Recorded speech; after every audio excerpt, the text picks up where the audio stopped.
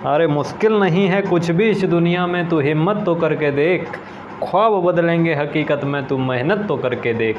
नमस्कार मेरे प्यारे साथियों, स्वागत करता हूँ आप सभी का अपने परिवार द नॉलेज प्लाजा में। उम्मीद करता हूँ आप लोग स्वस्थ होंगे और बहुत ही शानदार होंगे।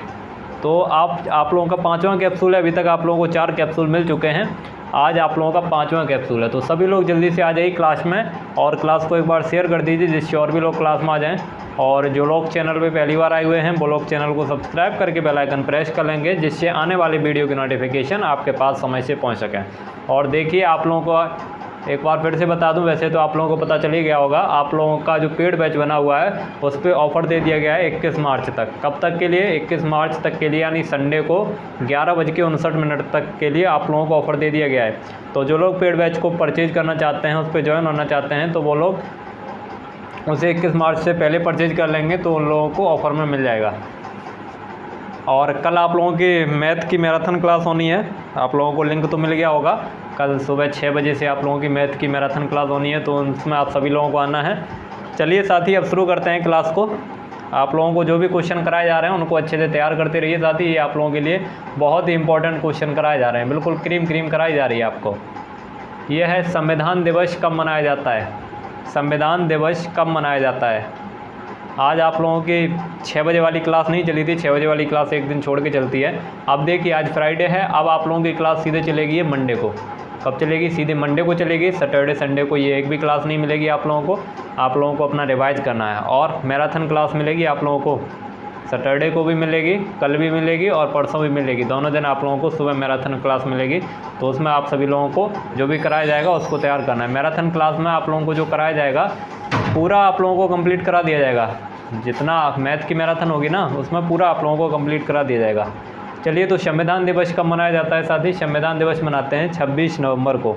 कब मनाते हैं? 26 नवंबर को मनाते हैं। इसका डी ऑप्शन करेक्ट हो जाएगा। 26 नवंबर को मनाते हैं, डी ऑप्शन करेक्ट हो जाएगा। 26 नवंबर को क्यों मनाते हैं? क्योंकि हमारा संविधान जो है वो 26 नवंबर को ही बन के तैयार हो गया था। लेकिन लागू कब किया गया? 26 नवंबर 1949 को बन के तैयार हो गया था। 26 नवंबर 1949 को बन के तैयार हो गया था, लेकिन इसे 26 जनवरी 1950 को लागू किया गया।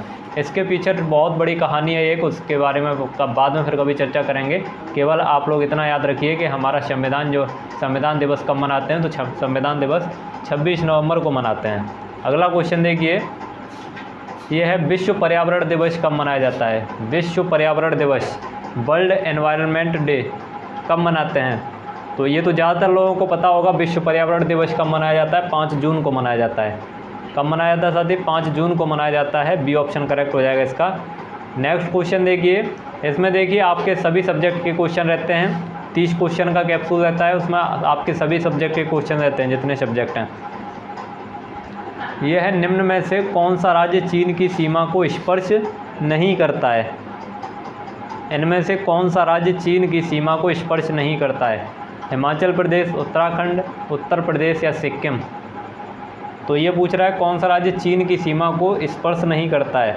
तो उत्तर प्रदेश जो है ये चीन की सीमा को स्पर्श नहीं करता है। सी ऑप्शन करेक्ट हो जाएगा। बाकी ये जो राज्य हैं ये स्पर्श करते हैं।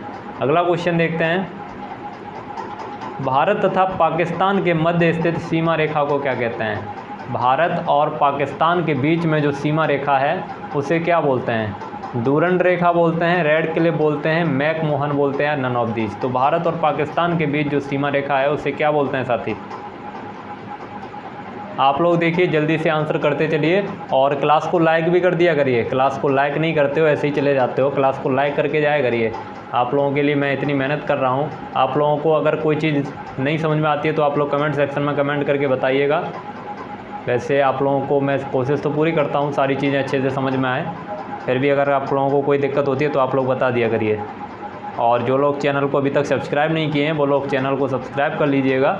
यह है भारत तथा पाकिस्तान के मध्य सीमा रेखा को क्या बोलते हैं? रेड क्लिफ बोलते हैं। क्या बोलते हैं? रेड क्लिफ बोलते हैं। और ये मैकमोहन क्या है? मैकमोहन भारत और चीन के मध्य, इंडिया और चाइना के मध्य जो सीमा रेखा है उसे क्या बोलते हैं? उसे मैकमोहन बोलते हैं। अगला क्वेश्चन देखिए साथी, यह है निम्नलिखित में से कौन भारत का दक्षिणतम बिंदु है? तो भारत का सबसे दक्षिण का बिंदु कौन सा है? भारत का सबसे दक्षिण का बिंदु कौन सा है साथी? तो दक्षिण का बिंदु पूछा है, दक्षिण का बिंदु है इंदिरा पॉइंट। कौन सा है? इंदिरा पॉइंट है। और अब नेक्स्ट क्वेश्चन देखिए, प्रकाश वर्ष किसकी इकाई है? प्रकाश वर्ष किसकी इकाई है? समय की, प्रकाश की, लंबाई की या आवृत्ति की? तो प्रकाश वर्ष किसकी इकाई है साथी? तो प्रकाश वर्ष से क्या मापते हैं? दूरी मापते हैं। तो दूरी इसमें ऑप्शन नहीं है, तो लंबाई लगा दीजिए। प्रकाश वर्ष जो है वो किसकी इकाई है? दूरी की इकाई है। दूरी ऑप्शन नहीं है तो लंबाई भी उसी से मिलता जुलता है, तो इसमें लंबाई वाला ऑप्शन जो है वो करेक्ट हो जाएगा। अगला क्वेश्चन देखिए, निम्न में कौन सदिश राशि है? सदिश राशियाँ कौन सी होती हैं? सदिश राशियाँ में जिनमें हमें दिशा की आवश्यकता होती है, दिशा और परिमाण दोनों की आवश्यकता होती है, वो कैसी होती हैं? वो सदिश राशियाँ होती हैं। तो इनमें से सदिश राशि कौन सी है? तो त्वरण जो है, त्वरण एक्सीलरेशन, ये कैसी है? ये सदिश राशि है। डी ऑप्शन करेक्ट हो जाएगा। अगला क्वेश्चन देखिए, त्वरण ज्ञात करने का सही सूत्र है। त्वरण का फॉर्मूला क्या है? एक्सीलरेशन बराबर क्या होता है? तो एक्सीलरेशन बराबर होता है b minus you upon T. कौन सा ऑप्शन सही हो जाएगा? ए ऑप्शन करेक्ट हो जाएगा इसका। नेक्स्ट क्वेश्चन देखते हैं साथी, घोड़े का गाड़ी खींचना किस नियम पर आधारित है? घोड़े का गाड़ी खींचना किस नियम पर आधारित है? जड़त्व के नियम पर, क्रिया प्रतिक्रिया के नियम पर, गतिविषय के नियम या गैलीलियो के नियम के? तो इसका सभी लोग जल्दी से आंसर करिए। कुछ लोग ऐसे ही बैठे रहते हैं, आंसर नहीं करते हैं, तो वो लोग भी आंसर किया करें। और आप लोगों को बता दूं, कल आप लोगों की मैराथन क्लास चलेगी सुबह 6 बजे से आप लोगों की मैराथन क्लास चलेगी मैथ की। 2 दिन में आप लोगों को पूरा मैथ कंप्लीट करा दिया जाएगा। एक कल चलेगी और एक परसों चलेगी। तो घोड़े की गाड़ी खींचना किस नियम पर आधारित है? तो इसका राइट आंसर क्या होगा साथी? क्रिया प्रतिक्रिया के नियम पर। कौन से? क्रिया प्रतिक्रिया के नियम पर आधारित है। बी ऑप्शन करेक्ट हो जाएगा।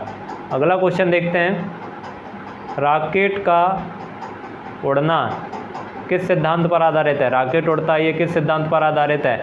ऊर्जा संरक्षण, बर्नौली संरक्षण, संवेग संरक्षण या द्रव्यमान संरक्षण?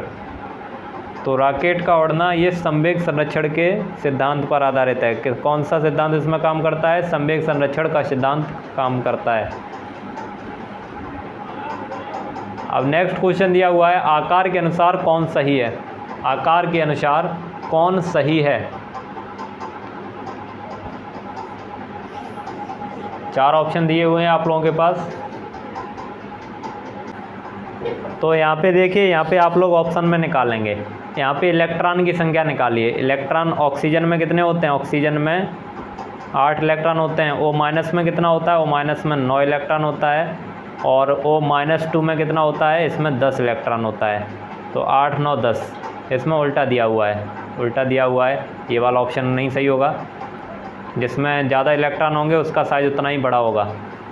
तो यहाँ पे देखिए, यहाँ पे O-2 O, ये भी नहीं सही है। यहाँ पे देखेंगे O-2 में कितने इलेक्ट्रॉन हैं? 10। तीसरे ऑप्शन में देखिए O- में कितने इलेक्ट्रॉन होंगे? 9। ये तो जानते हैं ना आप कि माइनस का चार्ज है तो इलेक्ट्रॉन जुड़ेगा, प्लस का चार्ज है तो इलेक्ट्रॉन घटेगा। ये मैं आप लोगों को काफ़ी बार बता चुका हूँ, तो ये तो आप लोग समझ गए होंगे इतना। तो ये इस पर कोई चार्ज नहीं है तो कितने होंगे? 8। तो सबसे बड़ा, उससे छोटा, उससे छोटा। तो कौन सा ऑप्शन सही हो जाएगा? सी ऑप्शन जो है वो करेक्ट हो जाएगा।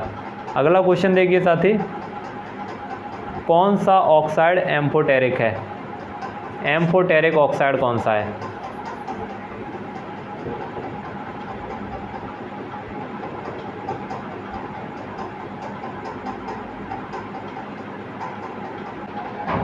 तो इसमें साथियों एम्फोटेरिक ऑक्साइड पूछा है। तो एम्फोटेरिक ऑक्साइड किसके होते हैं? जो उपधातु होती हैं। क्या होती हैं? उपधातुओं के ऑक्साइड कैसे होते हैं? उभयधर्मी या एम्फोटेरिक। इसी उपधातु को इंग्लिश में मेटेलॉइड बोलते हैं। क्या बोलते हैं? मेटेलॉइड बोलते हैं। इनके ऑक्साइड जो हैं ये एम्फोटेरिक होते हैं। तो इसमें कौन सा मेटेलॉइड है? इसमें जो सिलिकॉन दिख रहा है ये क्या है? ये मेटेलॉइड है। तो इसका जो ऑक्साइड होगा वो एम्फोटेरिक होगा। कौन सा है, Si2O, इसलिए इसका बी ऑप्शन करेक्ट हो जाएगा। अगला क्वेश्चन देखिए साथी, ये दिया हुआ है L=3 तो m के मान होंगे, L बराबर 3 है तो m के मान क्या होंगे। ये मैंने आप लोगों को कल वाली क्लास में ही बताया था शायद, ये मैंने आप लोगों को कल वाली क्लास में ही बताया था कि m का मान जो है वो -L से +L तक होता है, -L से +L तक होता है। तो L की वैल्यू 3 दी हुई है तो m की वैल्यू क्या हो जाएगी, m की वैल्यू हो जाएगी -1 से +3 तक, -1 से +3 तक होगी। तो यहाँ पे देखिए -1 से +3 तक होगी, तो यहाँ पे -1 -2 -3 ये वाला ऑप्शन नहीं होगा, दूसरा ऑप्शन भी नहीं होगा, तीसरा ऑप्शन भी नहीं होगा, क्योंकि बीच में 0 भी आना चाहिए। -1 से +3 की तरफ जाएंगे तो बीच में 0 भी आएगा। ये जो चौथा ऑप्शन है ये बिल्कुल सही है, इसमें दिया हुआ है 0, ±1, ±2, ±3, तो ये वाला ऑप्शन जो है वो बिल्कुल करेक्ट हो जाएगा, डी ऑप्शन। अगला क्वेश्चन देखते हैं साथी, ये दिया हुआ है क्रोमियम में अयुग्मित इलेक्ट्रॉन की संख्या, क्रोमियम में अयुग्मित इलेक्ट्रॉन की संख्या कितनी होगी।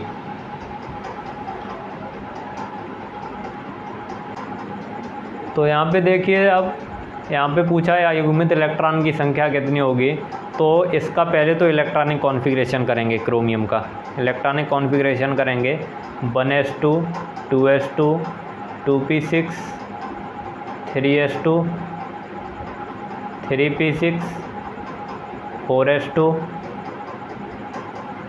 उसके बाद 3d। अब यहाँ पे देखिए कितने इलेक्ट्रॉन हो गए, 2 और 2 4 और 6 10 और 2 12, 12 और 6 18 और 2 20। अब कितने इलेक्ट्रॉन बचे, 4, तो 3d4 करेंगे। लेकिन यहाँ पे आप लोग याद रखिए, क्रोमियम और कॉपर जो हैं ये अफवाह के नियम के अपवाद हैं। इनमें क्या होता है, इनमें यहाँ पे 4 इलेक्ट्रॉन हैं, 4 इलेक्ट्रॉन हैं, तो इसको आधा भरने के लिए, क्योंकि देखिए सबसे ज़्यादा स्थायी होता है पूरी भरी हुई को जो पूरी भरी हुई होती है वो सबसे ज़्यादा स्थायी होती है, उसके बाद आधी भरी हुई होती है, उसके बाद अधूरी जो आधी भी नहीं भरी होती है वो होती है। तो यहाँ पे इसको स्थायी करने के लिए, इसको स्थायी बनाने के लिए इसको आधा भर देंगे, यहाँ से एक इलेक्ट्रॉन लेके यहाँ पे डी में भेज देंगे, तो यहाँ पे 4s 1 हो जाएगा, यहाँ पे 3d 5 हो जाएगा।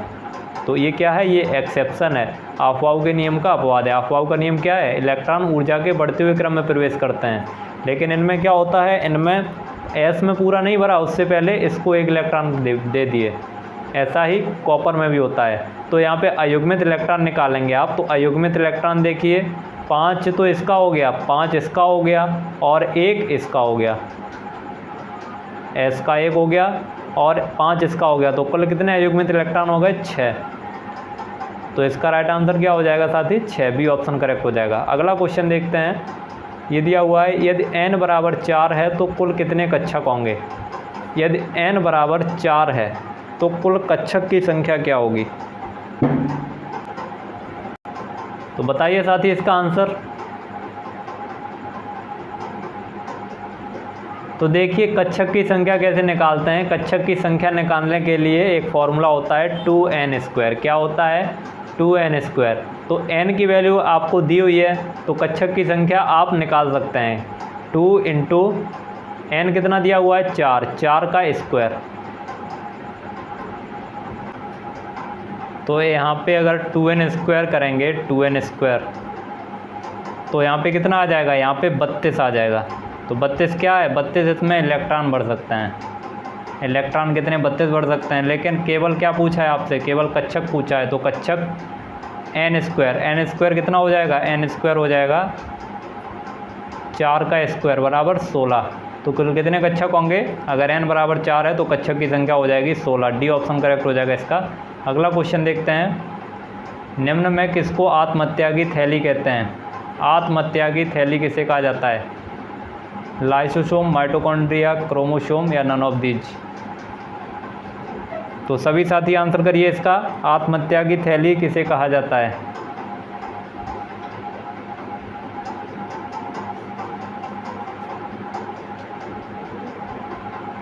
तो आत्महत्या की थैली किसे कहते हैं, लाइसोसोम को बोलते हैं। किसे बोलते हैं, लाइसोसोम को बोलते हैं। माइटोकॉन्ड्रिया को पावर हाउस ऑफ सेल बोलते हैं। Power house of cell. कोशिका का विद्युत गृह किसे बोलते हैं? माइटोकॉन्ड्रिया को बोलते हैं। अगला क्वेश्चन देखिए, ये रक्षक कोशिकाएं पाई जाती हैं। रक्षक कोशिकाएं इंग्लिश में गार्ड सेल बोलते हैं। गार्ड सेल्स ये किस में पाई जाती है? स्टोमेटा में पाई जाती है, स्ट्रोमा में पाई जाती है, क्लोरोप्लास्ट में पाई जाती है, नन ऑफ दीज। तो गार्ड सेल जो हैं ये किस में पाई जाती हैं? ये स्टोमेटा में पाई जाती हैं। बी ऑप्शन करेक्ट हो जाएगा इसका, स्टोमेटा में पाई जाती हैं। अगला क्वेश्चन देखिए साथी, ये जो क्वेश्चन आप लोगों को कराए जा रहे हैं ये अच्छे से तैयार करते रहिए और रिवीजन ज़रूर करते रहिए। अपना जो पढ़ चुके हैं उसको अच्छे से रिवाइज करते रहिए, और कोई दिक्कत होती है तो आप लोग हमसे पूछ सकते हैं। ये है जेनेरा प्लांटेरम पुस्तक किसने लिखी? जेनेरा प्लांटेरम जो है ये बुक किसके द्वारा लिखी गई है? वेंथम और हुकर, लिनियस, लैमार्क या डार्विन?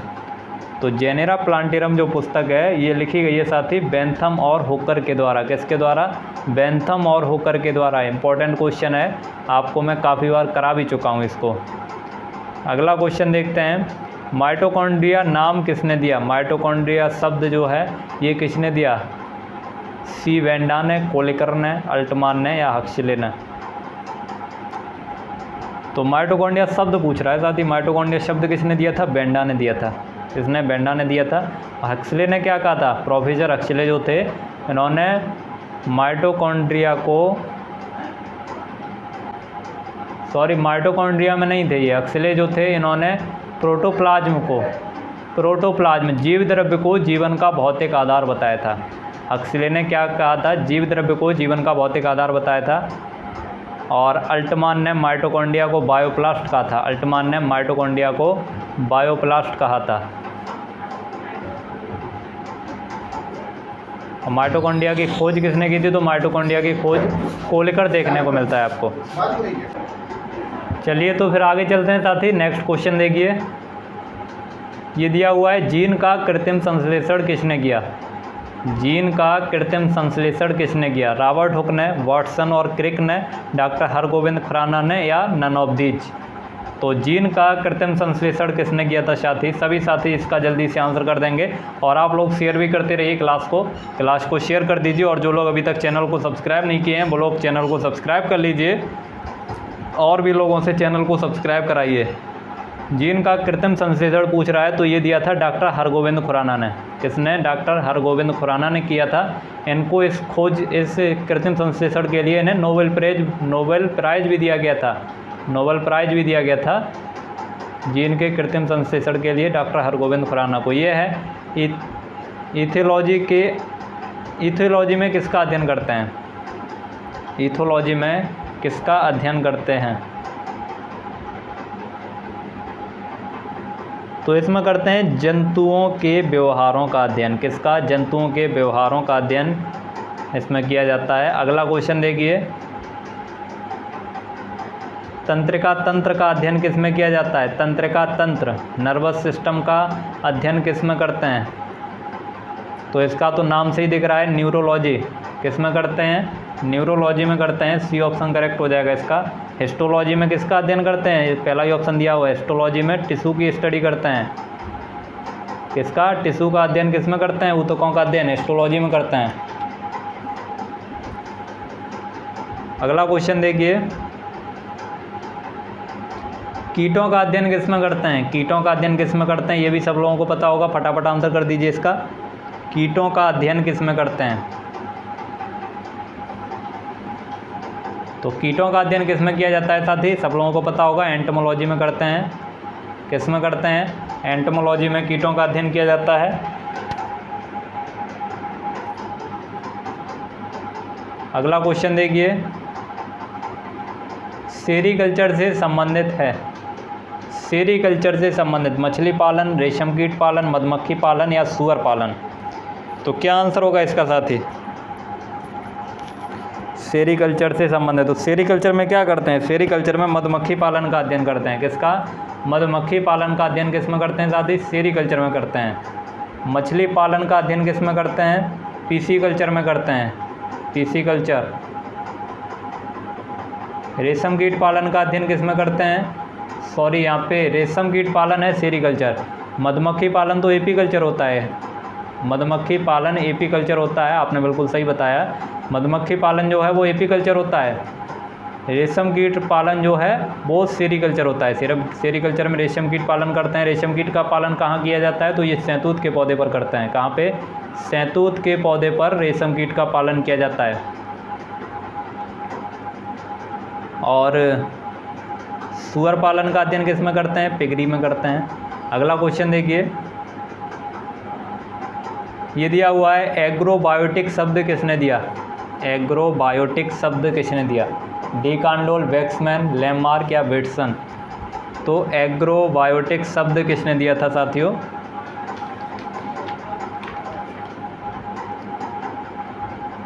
तो एग्रोबायोटिक शब्द जो है ये वैक्समैन ने दिया था। किसने दिया था? वैक्समैन ने दिया था। और हाँ, कल एक बच्ची कमेंट कर रही थी कि father of modern genetics Gregor John Mendel हैं, उसको मैं रिप्लाई भी दे दिया था, यहाँ आप लोगों को भी बता देता हूँ। फादर ऑफ मॉडर्न जेनेटिक्स, देखिए फादर ऑफ जेनेटिक्स अगर पूछे, फादर ऑफ जेनेटिक्स पूछे तो ग्रेगर जॉन मेंडल हैं, लेकिन फादर ऑफ मॉडर्न जेनेटिक्स पूछे तो कौन है? बेटिसन है। फादर ऑफ मॉडर्न जेनेटिक्स पूछता है तो बेटिसन लगाएंगे, और फादर ऑफ जेनेटिक्स पूछता है तो ग्रेगर जॉन मेंडल लगाएंगे। याद रखिए, एक बच्ची कल कमेंट करके पूछ रही थी, इसलिए आप लोगों को भी बता दिया है मैंने। अब अगला क्वेश्चन देखते हैं, ये एग्रोबायोटिक शब्द किसने दिया? ये तो हो गया, वैक्समैन ने दिया। नेक्स्ट क्वेश्चन क्या दिया हुआ है? सामान्य मृदा की बीडी कितनी होती है? बीडी क्या है? Bulk density. बीडी का पूरा नाम क्या है? Bulk density. बल्क डेंसिटी कितनी होती है सामान्य मृदा की? तो सामान्य मृदा की बल्क डेंसिटी होती है 1.33 ग्राम पर सीसी। 1.33 ग्राम पर सीसी। डी ऑप्शन करेक्ट हो जाएगा इसका। अगला क्वेश्चन देखिए साथी, ये है बलुई मृदा का आकार है। बलुई मृदा का आकार कितना होता है? बलुई मृदा के जो कण होते हैं उनका आकार कितना होता है? 2 से लेके 0.02 मिलीमीटर। 2 से 0.02 मिलीमीटर बलुई मृदा के कणों का आकार होता है। सी ऑप्शन करेक्ट हो जाएगा इसका। अगला क्वेश्चन देखिए, 3 प्रकार की होती हैं, सैंड, सिल्ट और क्ले। यह है मृदा की कृत्रिम इकाई है। मृदा की कृत्रिम इकाई पेड़, पेड़ान, क्लोड। तो क्या आंसर होगा इसका साथियों? और देखिए, क्लास को लाइक कर दीजिए। क्लास को जो लोग अभी तक लाइक नहीं किए हैं, क्लास को लाइक कर दीजिए। और जो लोग चैनल को सब्सक्राइब नहीं किए हैं, चैनल को सब्सक्राइब करके बेल आइकन प्रेस कर लीजिए। और इसका पीडीएफ जो है, पीडीएफ आप लोगों को पेड बैच में मिलता है। और भी प्रीवियस ईयर क्वेश्चन पेपर भी आप लोगों को प्रोवाइड कर दिए गए हैं। कुछ प्रोवाइड कर दिए गए हैं, कुछ धीरे धीरे आप लोगों को प्रोवाइड किए जा रहे हैं। तो उस पर अब आप लोगों को बता दें, अभी ऑफ़र भी चल रहा है। 21 मई तक आप लोगों के लिए ऑफ़र चल रहा है उस पर। तो जो लोग ज्वाइन होना चाहते हैं वो लोग इस नंबर पर संपर्क कर लेंगे, 7238 96 53 63। टेलीग्राम नंबर है, व्हाट्सएप नंबर है, जिस पे चाहें उस पर मैसेज कर सकते हैं। चलिए अब अगला क्वेश्चन देखिए, प्राथमिक कणों के अनुपात को कहते हैं। मृदा की कृत्रिम इकाई क्या होती है? ये वाला और नहीं हुआ। इसका राइट आंसर क्या हो जाएगा? क्लोड। क्लोड सही आंसर होगा इसका। नेक्स्ट क्वेश्चन देखिए, और आज का सेकंड लास्ट क्वेश्चन है, प्राथमिक कणों के अनुपात को कहते हैं। प्राथमिक कणों के अनुपात को क्या कहते हैं?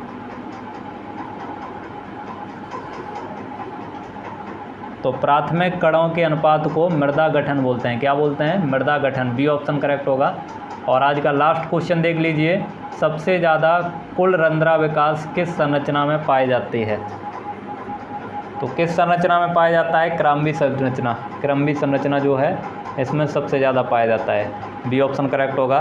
तो आज की क्लास आप लोगों की साथ ही यहीं पे समाप्त होती है। आप लोगों का लास्ट तक जुड़ने के लिए बहुत बहुत धन्यवाद। आप लोगों को अगर क्लास अच्छी लगी हो तो इसे लाइक कीजिए, ज़्यादा से ज़्यादा लोगों तक शेयर कीजिए। और जो लोग चैनल पे पहली बार आए हुए थे वो लोग चैनल को सब्सक्राइब करके बेल आइकन प्रेस कर लेंगे, जिससे आने वाले वीडियो की नोटिफिकेशन आपके पास समय से पहुँचेगा। और पेड बैच पे अभी ऑफ़र चल रहा है, तो जो लोग ज्वाइन होना चाहते हैं वो लोग ज्वाइन हो जाएंगे। और कोई जानकारी लेनी है तो इस नंबर पे मैसेज कर देंगे 72 38 96 53 63। चलिए साथी, मिलते हैं आप लोगों को कल सुबह मैराथन क्लास में। सब लोगों को आना है। तब तक के लिए आप लोग अपनी अच्छे से तैयारी करते रहिए। ख्याल रखिए अपना। जय हिंद, वंदे मातरम।